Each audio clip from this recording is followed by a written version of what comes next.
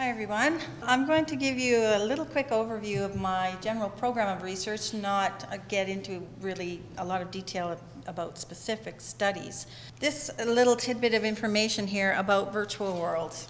In 2014, industry reports on virtual world use indicate that 683 million young people worldwide between the ages of 10 to 25 are registered in the most popular virtual worlds. That means we have a lot of students in both the K-12 system and the post-secondary system that are engaged by these types of environments and that use them and that are quite familiar with them.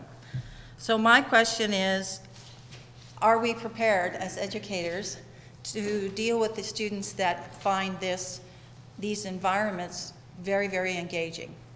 And I would say maybe the answer to that is not quite yet, but we're working on it. I would like to say that this program of research was funded by SSHRC, which I'm very grateful for because it's allowed me to really create a strategic series of studies to start answering some of these questions.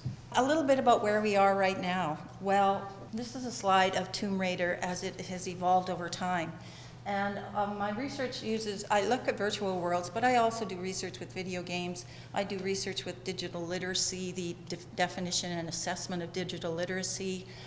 So this is one of the areas that I have a look at. If you look at these, you can see that right about now, the tools that we have accessible to us as educators that are really manipulatable, things we can change for educational purposes, are not as shiny and fancy as some of the video game graphics that large companies create games with. So the circle right over there probably indicates to you the sophistication of the graphics of OpenSim or Second Life, or something that we can easily, educators can easily access and change for their purposes.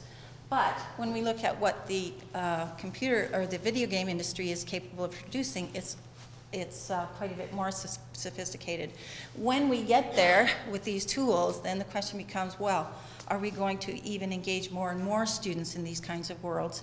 And do we have to become very proficient with them as far as education goes? So that's generally the program of my research. I am looking to develop a theory about learning in virtual worlds. And my background is in psychology, so I'm looking at the psychology of immersive 3D environments. This is complicated.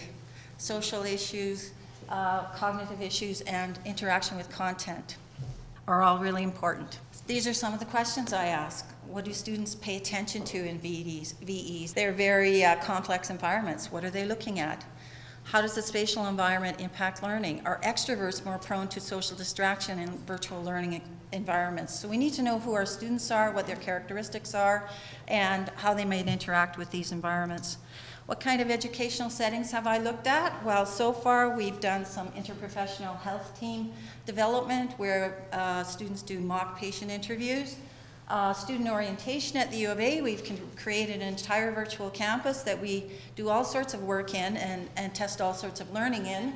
And right now we're also working on an introductory music course in a virtual world as well. Thank you.